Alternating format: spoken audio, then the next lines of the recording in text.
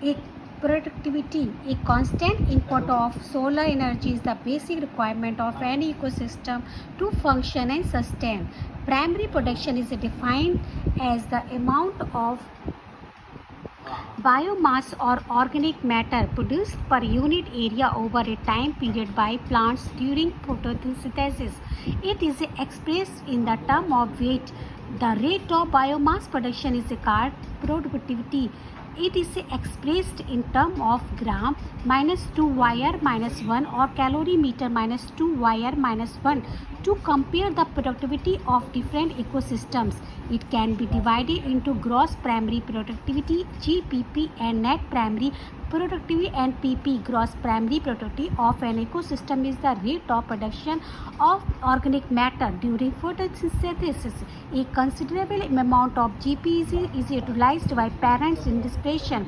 Gross primary productivity minus respiration losses R is the net primary productivity NPP. GPP minus R is equal to NPP. Net primary productivity is the available biomass the consumers of heterotrophs, herbivorous and decomposers. Secondary productivity is defined as the rate of formation of new organic matter by consumers.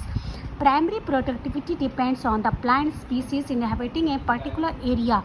It also depends on a variety of environmental factors, availability of nutrients and photosynthetic capacity of plants. Therefore, it is varies in different types of ecosystems. The annual net primary productivity of world biosphere is approximately 170 billion tons dry weight of organic matter. Of this, despite occupying about 70% of the surface, the productivity of the oceans are only 55 billion tons. Rest, of course, is on land. Discuss the main reason for the long productivity of ocean with your teacher. Decomposition. You may have heard of earthworm being different.